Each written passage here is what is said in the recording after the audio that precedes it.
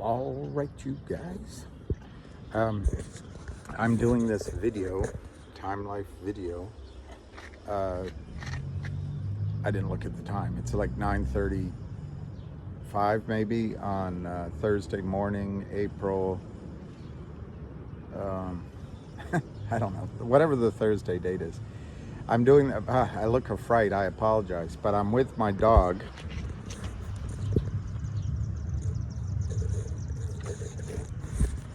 And he's nonplussed. But I want to just do a quick video, very quick, on HNRC. I was going to go home and get all dolled up for you and do it a little more detail. I looked into it, and here's my takeaway points. As you know, I bought a small amount yesterday, and I think some of you did. The record date is Friday the 28th, which must mean today is the 27th. Yesterday, if you use the T+2 rule, that is the settlement rule in place, yesterday was the last day to buy those shares for settlement on Friday. Now, I think anything can happen. And it might be that Friday is an important date. The stock's at 20 cents, it looks like, this morning. I'm sorry about my hair.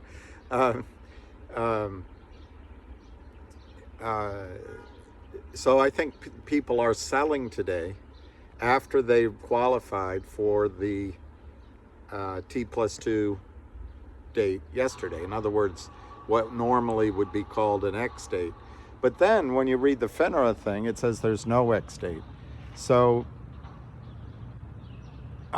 personally, you can go with how it's always done, where yesterday would have been the X date. But when they say there's no X date, maybe, and I admit my confusion, maybe that means there's no X date, literally.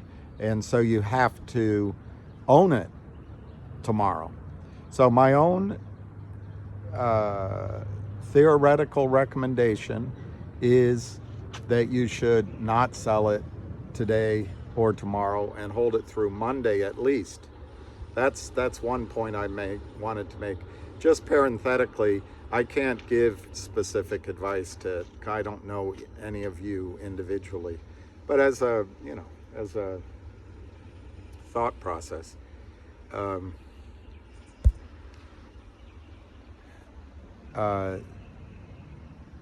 I can go through it. The second thing I want to say is on HNRC. I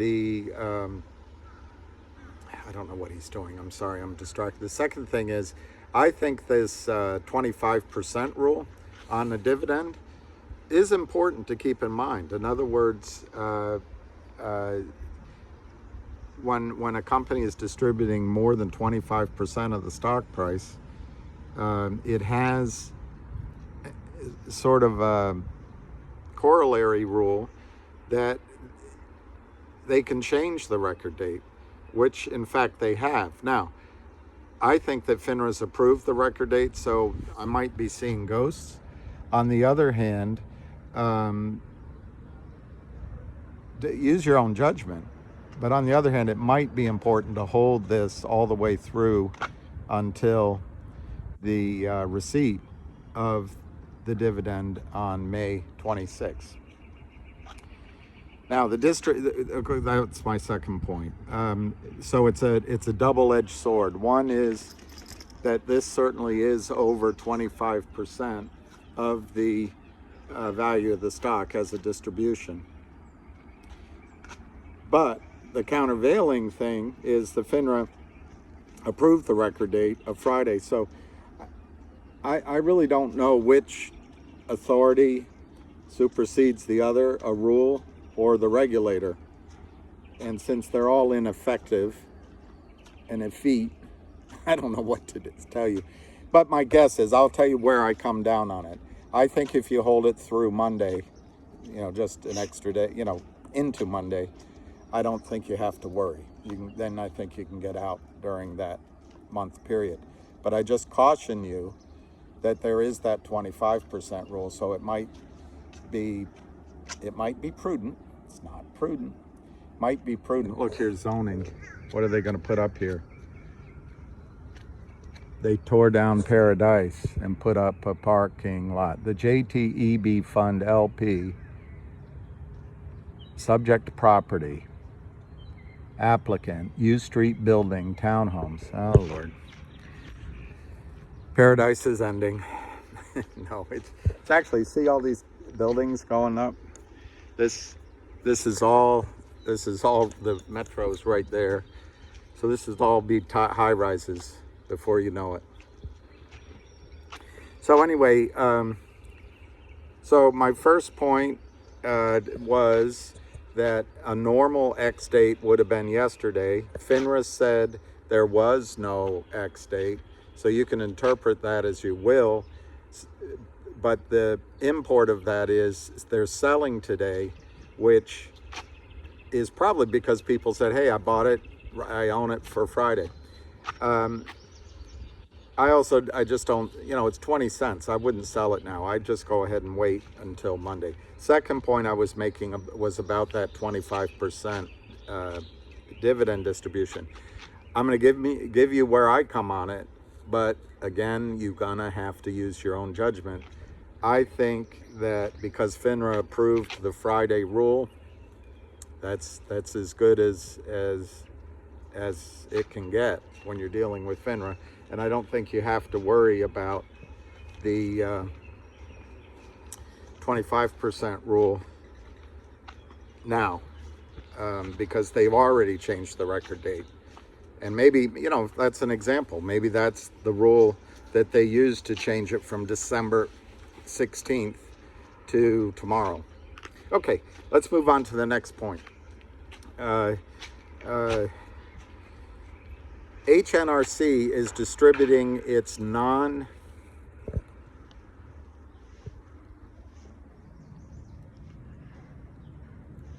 have to love a dog. They enjoy everything. They're grateful for everything. And I sometimes wonder if he's out here. He collects all these smells onto his hard drive. I wonder who he's doing it for, because it's like a job. Anyway, HNRC is distributing its non-core business, in other words, outside of oil and gas. And I did not figure out how they come up with the $3.50 per share value. But my assumption is, reading the press release, is they're using acquisition cost of all of the various, I don't know what to call them, divisions, revenue streams, assets that they have in telecommunications,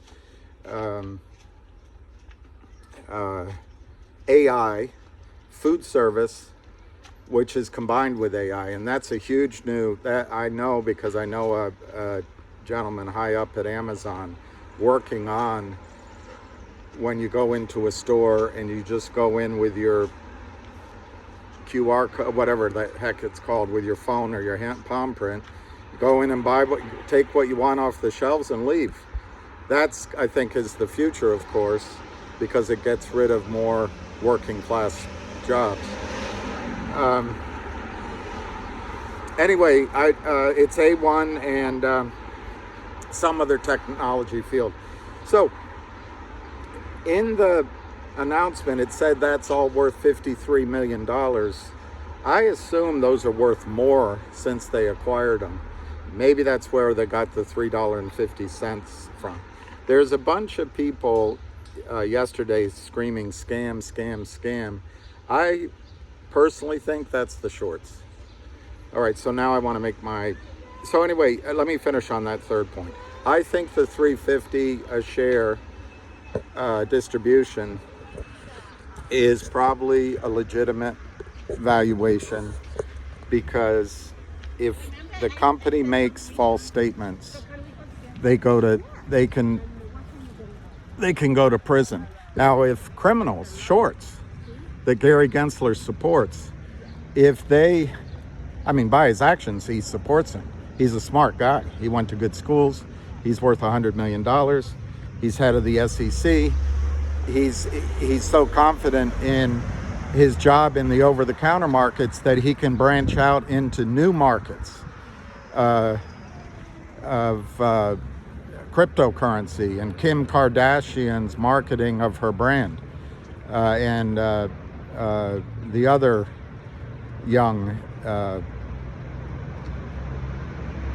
woman who just gets where she is because of her looks. Lindsay Lohan. He goes after them. So obviously he's happy. He's okay with the criminality that's going on in the markets. So anyway, the criminals can yell scram, and they can, scam. They should scram. They can yell scam, and these apartments have been for sale for a while. It's funny in DC, you see all these houses. The houses still, when they list them, they sell right away. But apartments, it's a little tougher. Oh, it's leasing anyway. It's leasing. So it's not, they're not trying to sell them. So the leased apartments are always for lease.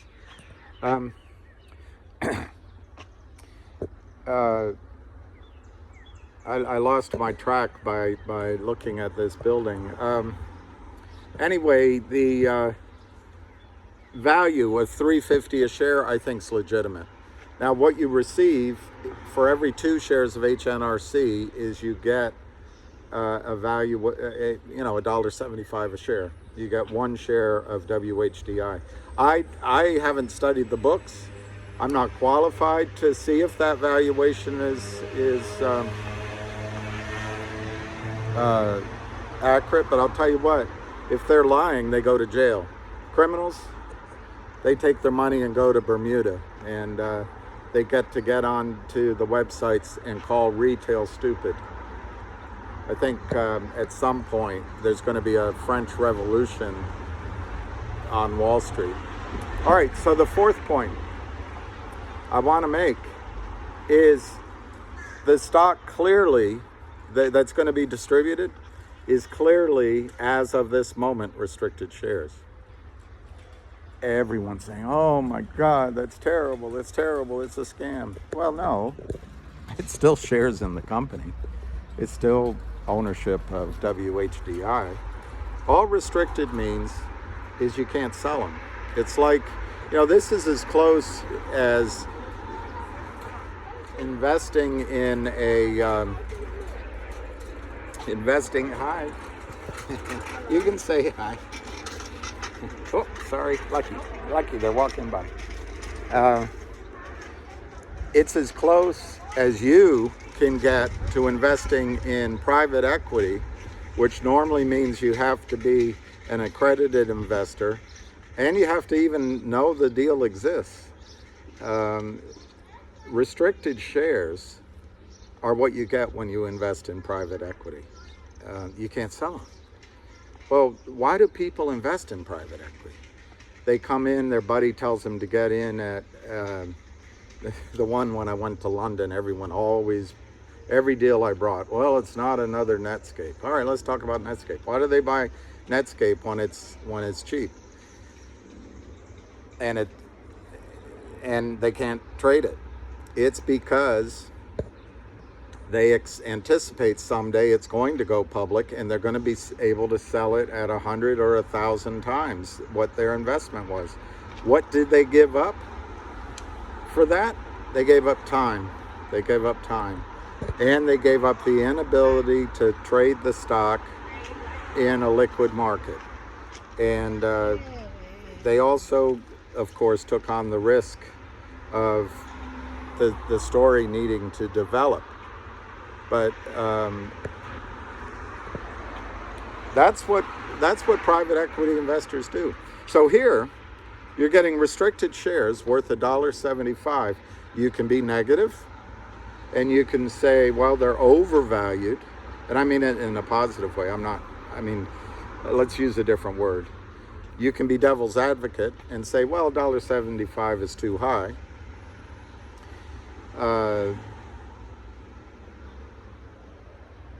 And it may be. But my guess is if it's acquisition costs, which is what it said. Well, it didn't use the term acquisition cost. It said investment. I don't have it in front of me. The news release yesterday, 2 days ago, you can read it. I think it said investment value or something.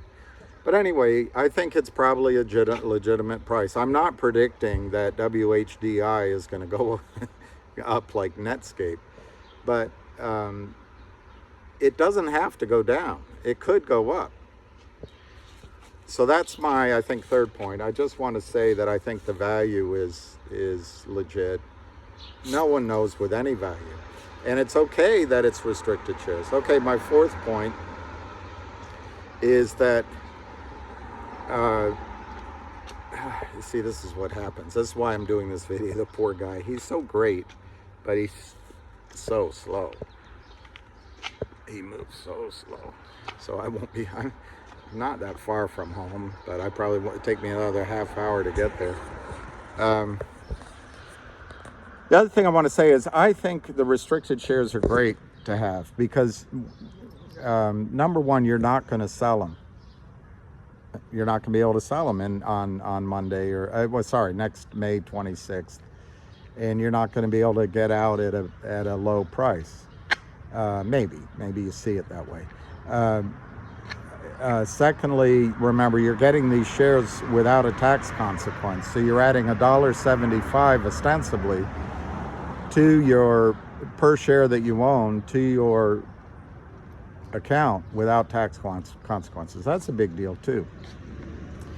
And by the way, they might get that S3 approval. They may file to get the legend lifted, and maybe you can trade. But it gives you time to study WHDI and the company, the new publicly traded company, to put out their investor deck and get institutions, if any are interested, and big investors interested in your stock, your restricted shares of WHDI, building an interest, building a market for it, building a support for the shares. So I think going restricted is actually a blessing. And I think it's a good thing. It doesn't mean you're getting, well, the only thing you're not going to get is the ability to see what the marketplace tells you it's worth on May 26th or May 27th. And the market might give you a skewed worth anyway, because the market may say, get me out, get me out, get me out. And that might not be the proper price. Now that brings me to my final point. I don't know the gentleman who runs HNRC. I called into him. But it occurred to me, and I should have looked before I got on this phone, that his stock,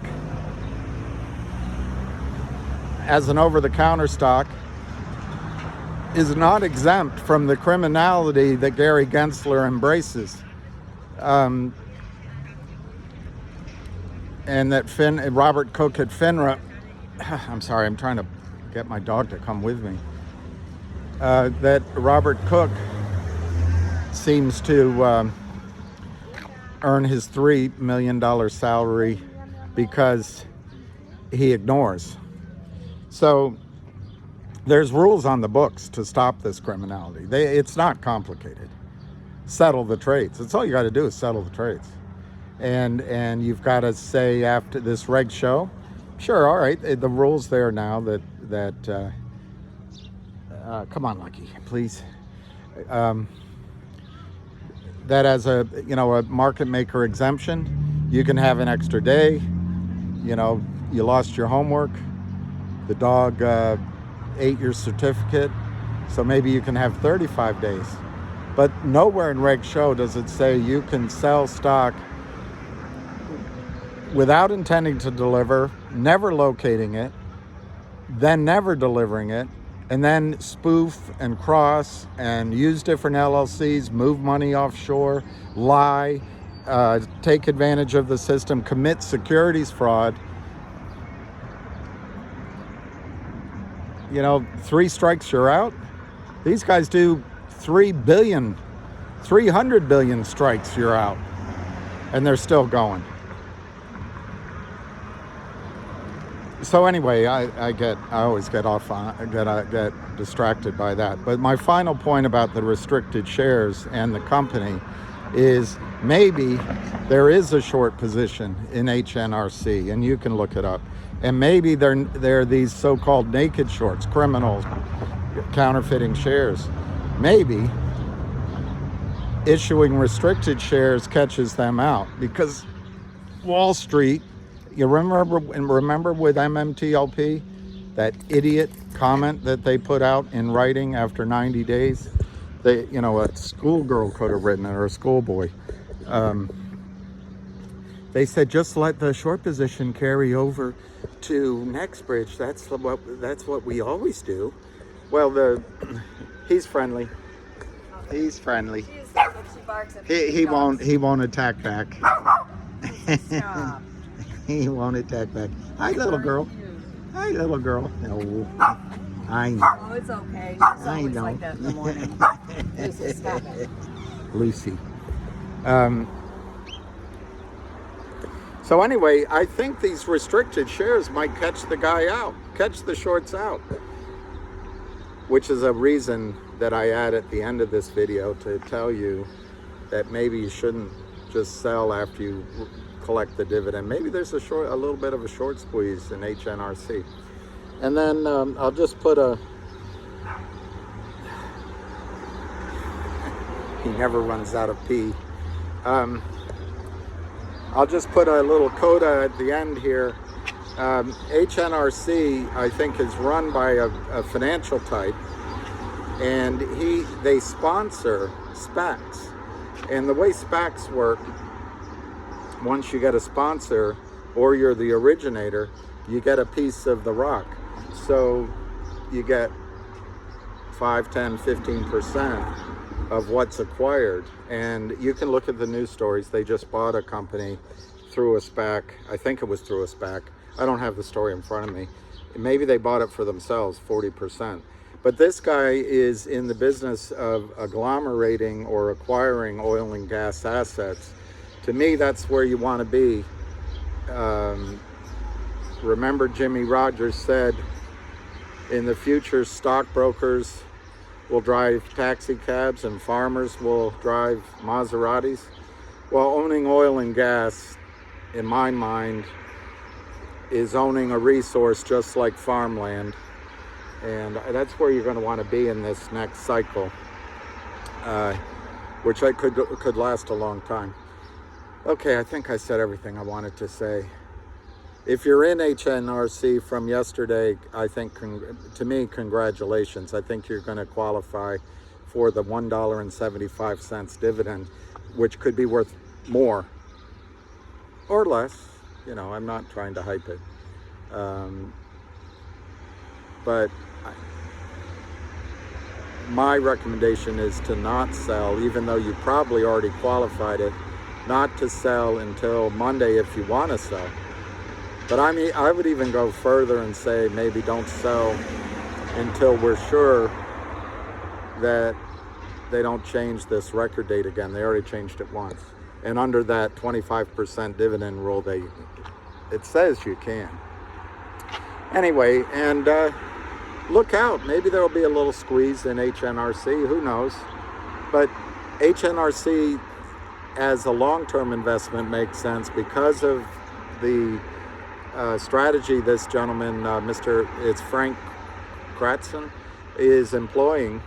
There are on Twitter discussions that he might issue a 30-cent dividend next quarter.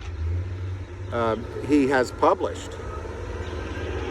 And remember, he can't say something without going to jail if it's wrong. He has published that the value of the stock is, I think, $1.05 a share, the asset value. So I think you're sitting good. I think try to ignore the FUD. You remember, as human beings and as animals, the herd is our friend, but sometimes you got to ignore the panic of the herd and do your own thinking, and that's how you make that's how you get rewarded. Anyway, all right, I'll be live later on today. I'm sure there'll be a ham call, and there's all sorts of good activity in MMTLP, in GTII. I really think, I know we're tired, but I think we're coming to the fruition of all of our efforts. So, hear the birds? Lucky says goodbye.